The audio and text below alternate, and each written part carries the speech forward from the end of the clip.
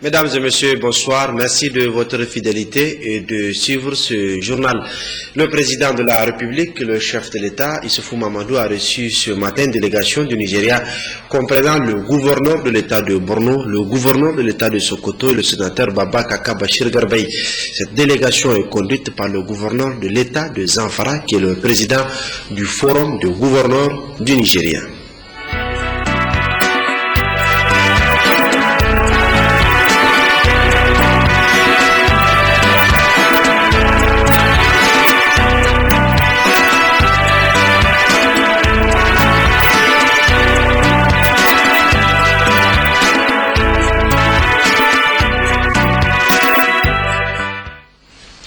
Déplacement du chef de l'État présent, c'est par le département d'Abalak que le président de la République, Issoufou Mamadou, a achevé hier jeudi son séjour dans la région de Tawa. Le chef de l'État a tenu un meeting à Abalak devant une foule immense. Nos envois spéciaux, Cheikh Bouzada Nyandou, El Salif Gerba et Mohamedou Adamou.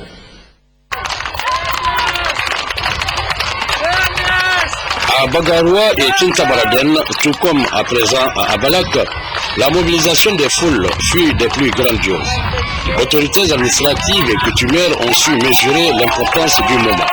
Ils étaient des milliers, les habitants du département d'Abalak, à accueillir dans une grande ferveur le président de la République, de l'entrée d'Abalak aux abords de la résidence du préfet jusqu'au lieu du meeting pris d'assaut plusieurs heures avant l'arrivée de la délégation présidentielle.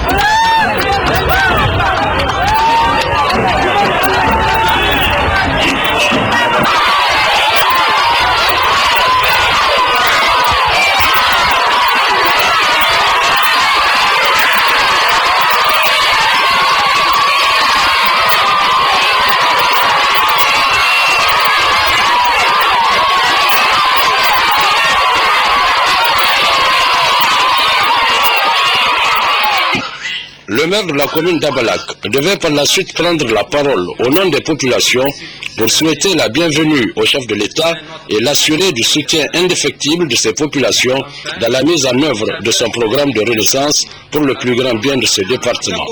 Le préfet d'Abalak, tout en relevant la solennité de l'instant, a remercié le président de la République pour toutes les réalisations faites à ce jour sur les plans socio-économiques, permettant ainsi la création d'emplois, une meilleure prise en charge de la santé, une éducation de qualité, bref, un plein épanouissement des habitants. d'où il a fait sien le slogan « Kai Mungani Mungode ». Autrement dit, vous avez réalisé, nous en sommes témoins et nous vous en remercions. Avant de s'adresser à l'immense foule, le président de la République a reçu des cadeaux. Prenant donc la parole, le chef de l'État a tout d'abord adressé ses sincères remerciements pour l'accueil à lui réservé avant de prendre à témoin les populations face à la mise en œuvre du programme de renaissance du Niger en ce qu'il a significativement transformé leur vie à travers la réalisation des différents axes du programme de renaissance. Le président de la République a également mis en exergue la sécurité qui est mieux assurée avec des moyens conséquents aux forces de défense et de sécurité et le Niger, a-t-il dit, a pu à ce jour rester relativement un havre de paix dans un environnement lourd de menaces diverses. Au plan agro-pastoral, des infrastructures routières, de l'hydraulique, de l'éducation, de l'emploi des jeunes, bref, dans tous ces domaines, le président de la République a promis de continuer l'œuvre salvatrice déjà entamée. Enfin, il a souhaité que les élections à venir soient une occasion de faire le bon choix, celui qui rassure, dans un climat apaisé et serein. Au terme de ce meeting, le ministre de l'Urbanisme et du Logement, Mahamadou Salissou Abi, membre de la délégation présidentielle, tire les conclusions de ce déplacement du président de la République dans la région de Tawa. La région de Tawa n'a jamais été oubliée par rapport au programme de renaissance. Et c'est toute la question de la population nigérienne. Nous avons porté, comme le président de la République, pour au moins 3 départements.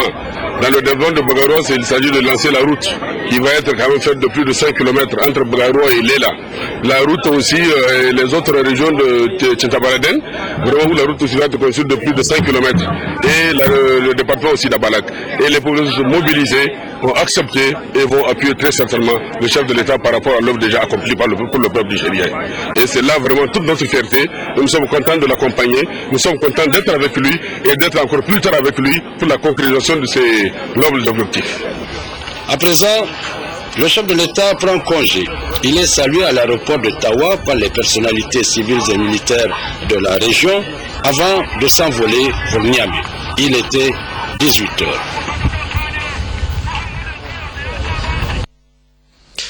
À Niamey, le Conseil national de dialogue politique CNDP s'est réuni hier après-midi dans la salle des banquets de la primature sous la présidence du Premier ministre chef du gouvernement, président du CNDP Brigitte Raffini. Une réunion qui s'est tenue devant tous les membres du CNDP, à savoir les partis de la majorité, de l'opposition et des non-affiliés, dans un climat cordial. Nous y reviendrons en partie magazine de ce journal. Restons avec le Premier ministre chef du gouvernement, Brigitte Raffini, qui a présidé cet après-midi à la primature toujours une rencontre de présentation de la situation épidémiologique nationale de 2015 et début 2016, élaborée par la direction de la surveillance et de la riposte aux épidémies. Cette rencontre a regroupé les responsables de la santé et les partenaires techniques et financiers intervenant dans le domaine. Rahila Touchebou et Bachir Harouna. Faire le point de la situation épidémiologique nationale de 2015 et début 2016 et préparer la riposte pour l'année 2016 sont entre autres objectifs assignés à cette rencontre gouvernement et partenaires techniques et financiers du secteur de la santé. Après une présentation claire et précise de la situation de la méningite et de la rougeole au Niger, les actions entreprises par l'État, la situation de stock de médicaments et vaccins, les dispositions prises, les difficultés et les attentes, les participants ont chacun dans sa sphère de compétences pris la parole, soit pour faire un commentaire, soit pour apporter une contribution permettant de préparer la riposte future ou appréciant les efforts de l'État dans le domaine sanitaire. Nous pensons que le Niger a déjà un avantage par rapport à certains pays dans la sous-région. Et il est important que la collaboration et la plateforme entre le secteur de la santé et le secteur de la climatologie soit davantage serrée pour que nous puissions avoir des éléments prévisionnels afin que nous puissions mieux nous préparer. J'ai regardé le tableau du budget et si j'ai la mémoire des chiffres, on a à peu près, d'après ce qui est mis dans le budget, 10%. Puisque c'est 15 milliards et quelques, et puis on a 1,5 milliard, donc ça fait à peu près 10%. Cela veut dire qu'il y a 30% à rechercher, évidemment, comme l'a dit Paul et comme l'a rappelé aussi monsieur le secrétaire général, il y a une révision du budget à avoir, mais ça montre quand même qu'il y a un gap, même si le budget est à rechercher, qu'il faudrait peut-être considérer dans cette analyse pour ce faire. Aujourd'hui, au niveau du budget de 2016, nous on a prévu un montant pour acheter des vaccins. Mais ces vaccins, compte tenu des risques, si c'est au niveau du budget national, ça risque d'être insuffisant. J'aimerais qu'au niveau des partenaires, qu'on se mette bien maintenant ensemble pour voir chaque partenaire qu'est-ce qu'il peut apporter et où on va trouver les vaccins. Surtout la question c'est là. Parce qu'une chose est de trouver le vaccin, une chose est de passer la commande et d'avoir le vaccin en temps opportun. Parce que si les commandes ne sont pas passées à temps, si on ne s'y prend pas à temps, le retard risque d'être fatal. Donc c'est pourquoi je veux insister sur de disponibiliser ce qu'on peut obtenir sur le marché mondial à temps. Au terme des discussions, le Premier ministre Brigitte Raffini s'est dit satisfait de l'intérêt que les partenaires techniques et financiers accordent au secteur de la santé au Niger. De cette rencontre d'aujourd'hui, je retiens principalement deux à trois choses. La première, c'est que notre pays, le Niger, reste encore un pays à risque au regard des maladies qui nous ont secoué l'année passée, notamment la méningite et même la maladie à virus Ebola, où le mal n'est pas encore écarté et qu'il est bon de rester vigilant. La deuxième chose, c'est la nécessité de renforcer la surveillance. Ça, c'est capital. Donc nous devons renforcer notre dispositif de surveillance. On a vu que la capitale Niamey méritait encore plus une attention très forte en raison de ce que nous avons vu comme cas qui se sont produits et qui peuvent encore se produire. La troisième chose qu'on peut ajouter, c'est que nous avons besoin d'une stratégie vraiment appropriée en matière de vaccination.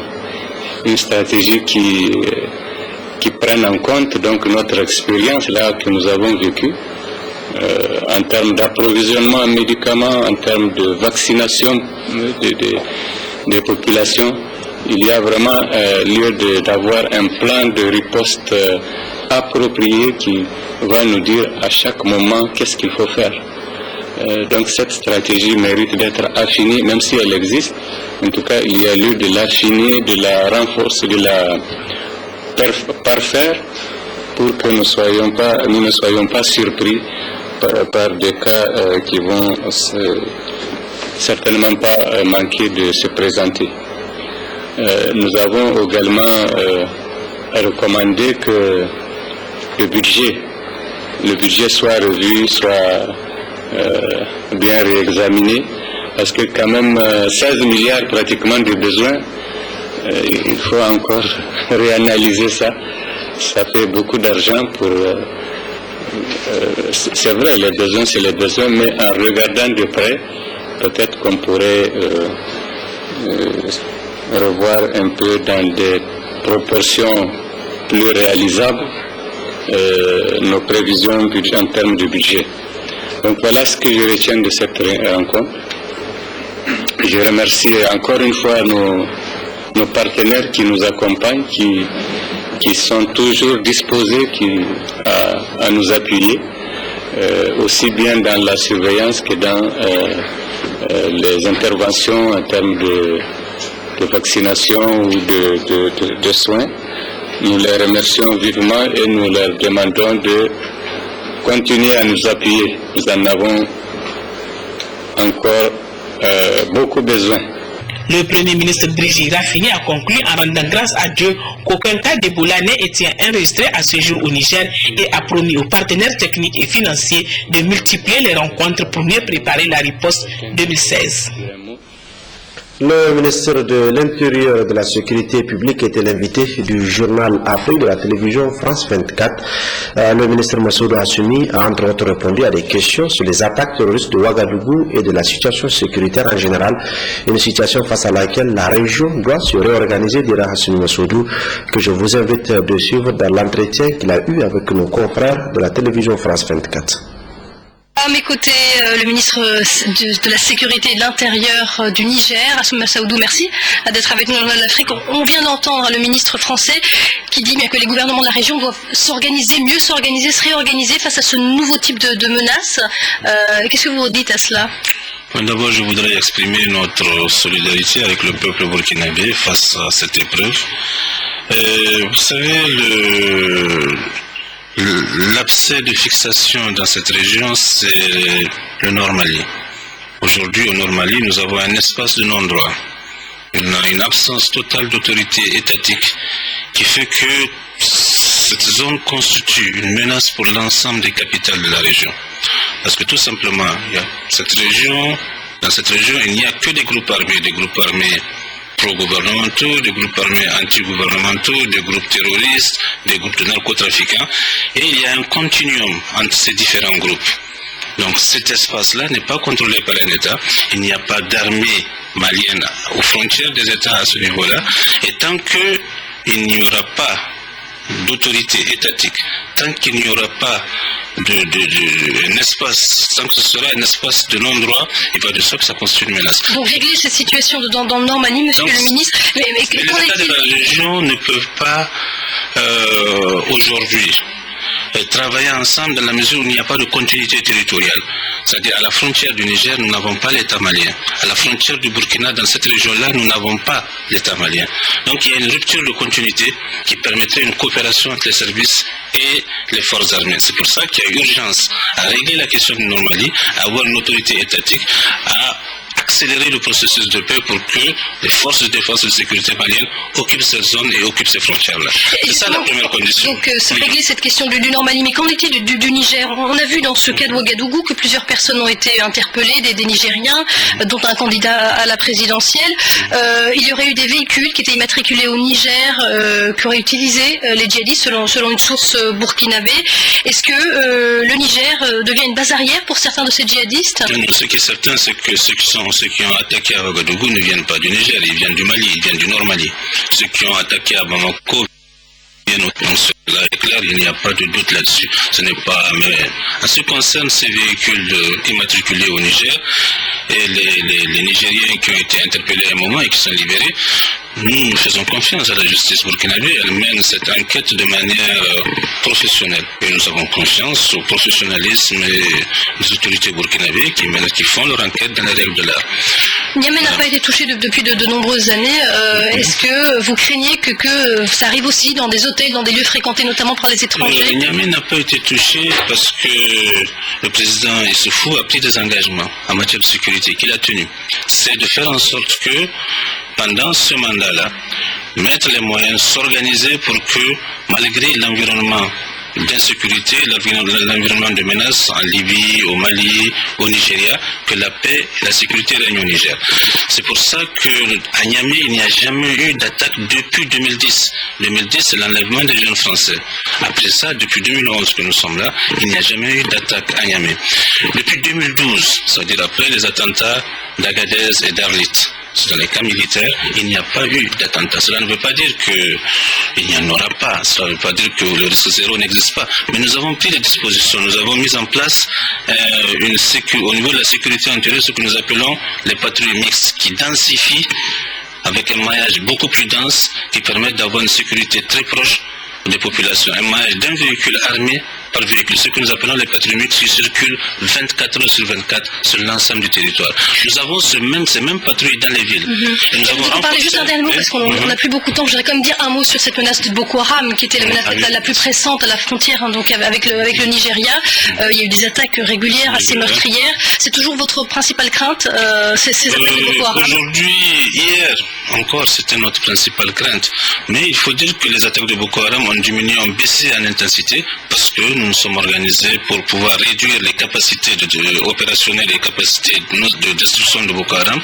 D'armée régulière, Boko Haram est aujourd'hui réduite à avoir quelques groupes qui viennent faire des assassinats par-ci par-là. Mais nous pensons que la menace aujourd'hui qui nous inquiète le plus, c'est vraiment cette menace qui vient du Nord Mali et qui est alimentée par la Libye. Cette menace du Nord Mali. Merci beaucoup, Monsieur le Ministre, d'être venu sur ce plateau. Merci à vous de nous avoir suivis. Restez sur France 24. L'info continue tout de suite. Retour au Niger avec le ministre de la Santé publique, Manu Agali, qui a présidé la cérémonie inaugurale d'un centre de santé intégré, CSI, au quartier Route Filengue 2, un CSI de type 2 qui a été construit par la Fondation islamique internationale de bienfaisance sur le financement de la Zakat House coïtienne à 80 millions de francs CFA. Gérard Abdelaziz et Yazir Abiou. C'est un centre de santé intégré CSI de type 2 fonctionnel que le ministre de la Santé publique Manu Agali a inauguré ce matin au quartier Route Filangué 2 situé dans le 4e arrondissement communal de Niamey. Sa réalisation qui a coûté 80 millions de francs CFA à la Fondation islamique internationale de bienfaisance témoigne de la disponibilité de cette organisation à accompagner la mise en œuvre du programme de renaissance du Niger, cher au chef de l'État Issoufou Mahamadou. Nous sommes réunis aujourd'hui pour témoigner des fruits d'une réelle coopération entre le ministère de la Santé publique et la Fondation islamique internationale de bienfaisance Bureau Niger. Ce projet qui a été financé par le partenaire stratégique de la Fondation islamique, j'ai nommé ici la Zakat House coïtienne, comprennent une salle d'accouchement, un dispensaire et plusieurs services sanitaires qui seront mis au profit des habitants de la commune. Cet important investissement va concourir à l'amélioration de l'accès aux soins de santé de qualité des habitants du quartier et de ses environs, à la grande satisfaction du chef du quartier, du maire du 4e arrondissement communal, du gouverneur de Niamey et surtout du ministre de la Santé publique. Je voudrais rendre un vibrant hommage à la Fondation islamique internationale de bienfaisance et lui exprimer la gratitude du gouvernement et du peuple nigérien pour sa constante disponibilité à nous accompagner dans l'amélioration de la santé de nos populations. Si ces quartiers disposent aujourd'hui d'un centre de santé fonctionnel, il reste encore très nombreux les villages et quartiers du Niger qui attendent ce moment avec impatience.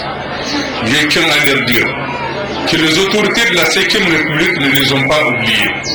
À cet égard, les instructions de son Excellence, Monsieur le Président de la République, chef de l'État, sont claires.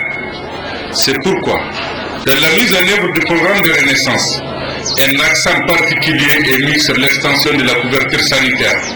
À ce propos, en plus de nouvelles constructions de CSI, des centaines de cases de santé sont actuellement en train d'être transformées en centres de santé intégrés. Il faut noter que 4 mois seulement ont suffi à l'entreprise Ibitissam pour construire dans les normes requises le bâtiment. Le responsable de l'entreprise et tous ceux qui ont œuvré pour l'aboutissement rapide du projet, notamment le ministre de la Santé publique Manu Agali, ont reçu des témoignages officiels de satisfaction de la part de la Fondation islamique internationale de bienfaisance.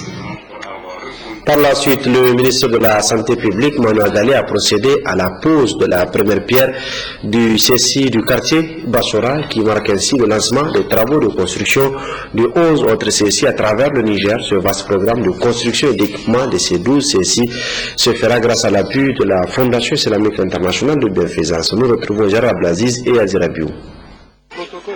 Par cette pose de la première pierre du centre de santé intégré CSI du quartier Bassora, le gouvernement de la 7e République, à travers le ministère de la Santé publique, lance officiellement les travaux de construction de 12 CSI dans 6 régions du Niger réparties comme suit: 1 à Difa, 3 à Tilaberi, 3 à Tawa, 2 à Zender, 1 à Agadez et 2 à Niamey, dont celui de Bassora. Dans l'exécution de ce vaste programme de construction et d'équipement de ce CSI, le gouvernement nigérien est appuyé par la Fondation islamique internationale de bienfaisance. Ce geste combien important de votre fondation, appuyé par la maison Zakat House du Koweït, vient soulager la population du quartier Bassora de Niamey et environ, qui parcouraient de longues distances pour bénéficier des soins de santé dont elles ont besoin. Faut-il le rappeler, la Fondation islamique internationale de bienfaisance a toujours œuvré aux côtés du ministère de la Santé publique dans la lutte contre la maladie, par la construction des infrastructures, l'appui en médicaments, la lutte contre les épidémies et la lutte contre la malnutrition. À cet effet, je vous demande, Au nom de son Excellence Al-Haji Issoufou Mahamadou, président de la République, chef de l'État, et au nom de son Excellence M. Birji Rafini, premier ministre, chef du gouvernement, de transmettre à la hiérarchie de la Fondation islamique internationale de bienfaisance toute notre reconnaissance et notre gratitude. Il faut noter que cette initiative cadre parfaitement avec l'un des objectifs du programme de renaissance du Niger du président de la République Issoufou Mahamadou, à savoir l'amélioration de la santé de la population du Niger.